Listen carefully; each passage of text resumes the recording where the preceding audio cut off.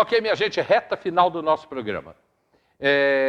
Doutor Alexandre Paim, que profundo conhecedor de política, aqui em Teresópolis principalmente, nós estamos aí também nos aproximando das eleições para deputado estadual e federal. Como é que você vê o quadro em Teresópolis?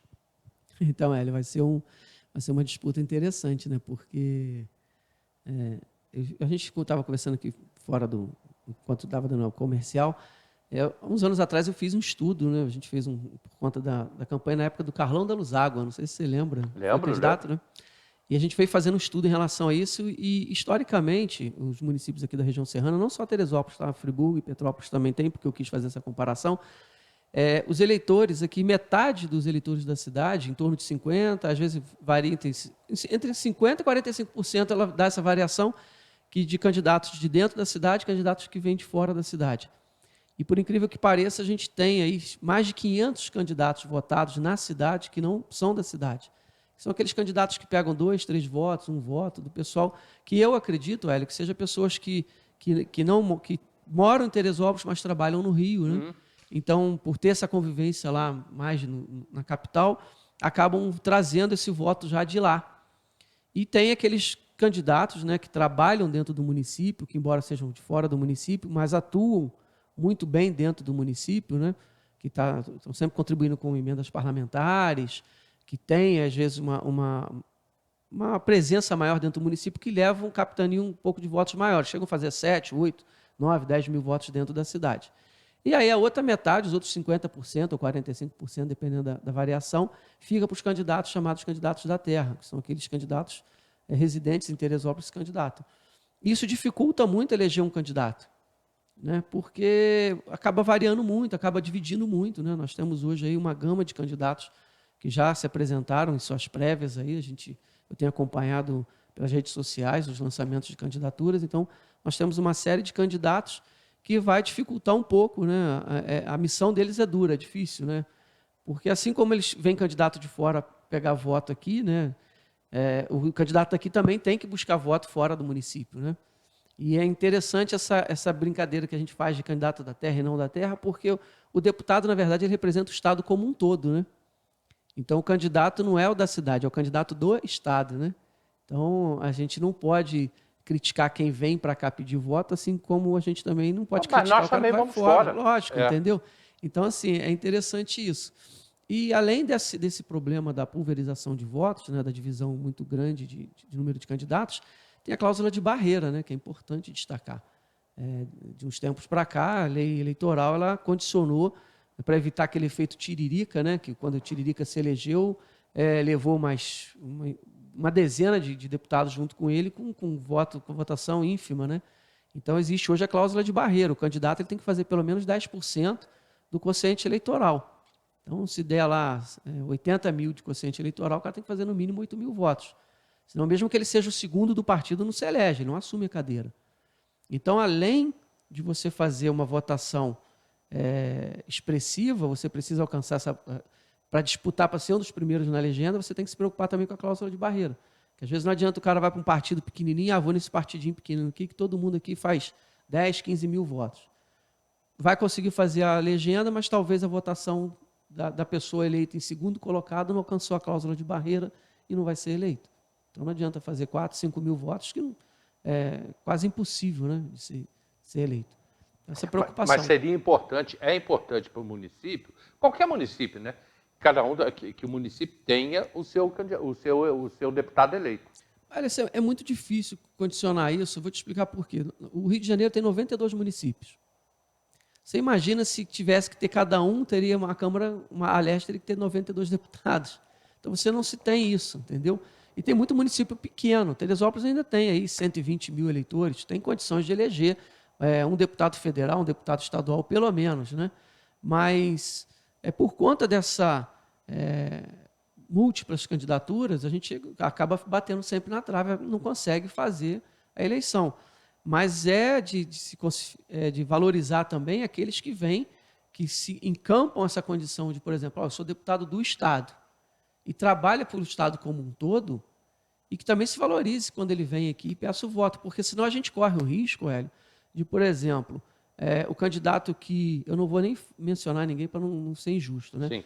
Mas aquele candidato que trabalha durante todo o seu mandato por vários municípios, inclusive de Teresópolis, e traz emenda e oferece recursos e ajuda o município, aí a população também não contribui, ele desiste e vai para outro município. Aí a gente nem uma coisa nem outra. Então a gente tem que saber ponderar isso, a gente tem que saber valorizar aqueles que realmente atuam pela cidade. E essa é a minha opinião, entendeu, Hélio? Eu não sou contra quem quer votar em candidato porque ele é da cidade. Só que eu sou meio cético em relação assim, eu não voto num candidato só porque ele é da cidade. Eu voto no candidato se ele demonstrar que tem competência para estar dentro da Alerj, para estar dentro da Câmara Federal e representar bem o nosso Estado, né? Ou até mesmo para ajudar, porque isso é uma consequência.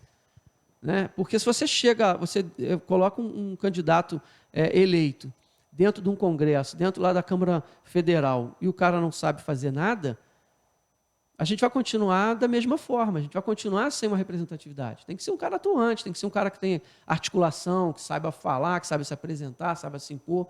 Então a gente tem que analisar isso no decorrer da campanha e ver quem é quem. Né? Mas é importante, claro que se o município tivesse, né, eu acho que a gente estaria sendo beneficiado hoje. Mas a gente não pode reclamar, né? Porque o governador Cláudio Castro, né, vem fazendo bastante coisa no estado todo. Em Teresópolis tem sido agraciado aí. Alguns deputados também trago algumas emendas importantes para a cidade. E a gente tem que aproveitar o ano eleitoral, né? Porque não é sempre que isso acontece. Né? Essa do governo estadual, não. Há muito tempo que governador nenhum faz o que o governador Cláudio Castro está fazendo. Não, ele está fazendo, aproveitando, as pessoas estão criticando, porque é ano de eleição, mas a gente tem que aproveitar, está fazendo, é benefício. Você vê que a feirinha começou a obra lá, já está fazendo a obra.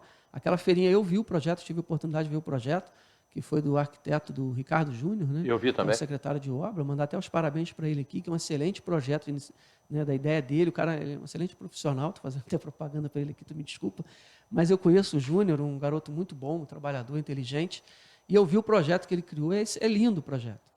A feirinha, se conseguirem fazer aquela obra de excelência, da forma que está no projeto, posso garantir para você que vai ser um dos pontos turísticos da cidade. E agora em agosto começa a rodoviária. O da rodoviária eu não cheguei a ver o projeto, Hélio. Eu já vi também. Mas também é um projeto muito importante para a cidade. A nossa rodoviária é muito ruim.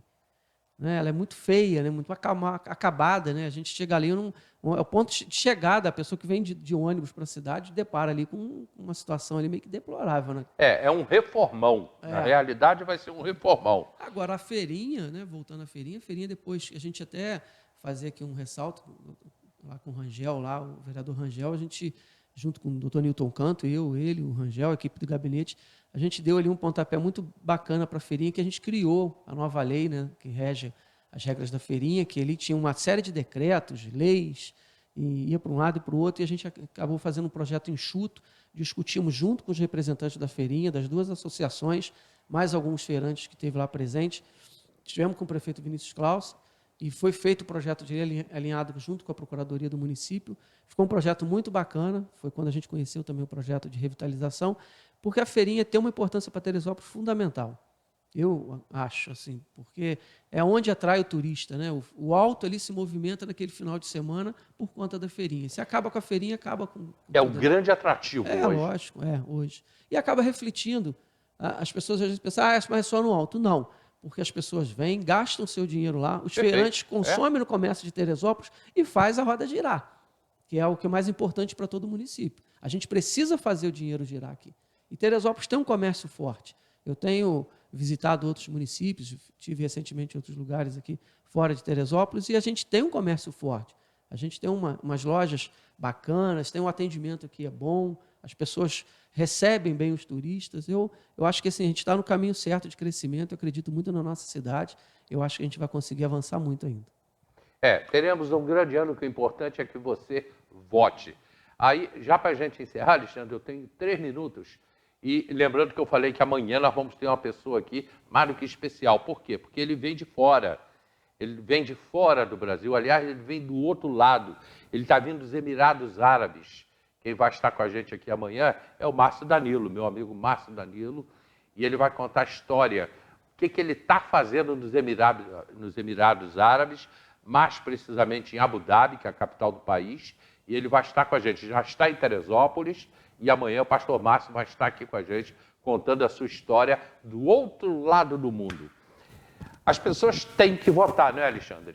Acho que é até importante a gente fazer essa última chamada, fazer um apelo aqui para as pessoas, para que elas votem realmente, mas que pesquisem o candidato, busquem informações sobre aquele candidato, evite essas discussões ásperas. Acho que não vale a pena a gente perder a amizade, discussão entre famílias, a gente vê as pessoas perdendo o senso crítico e o respeito pela opinião contrária. Eu acho que todo mundo tem sua opinião.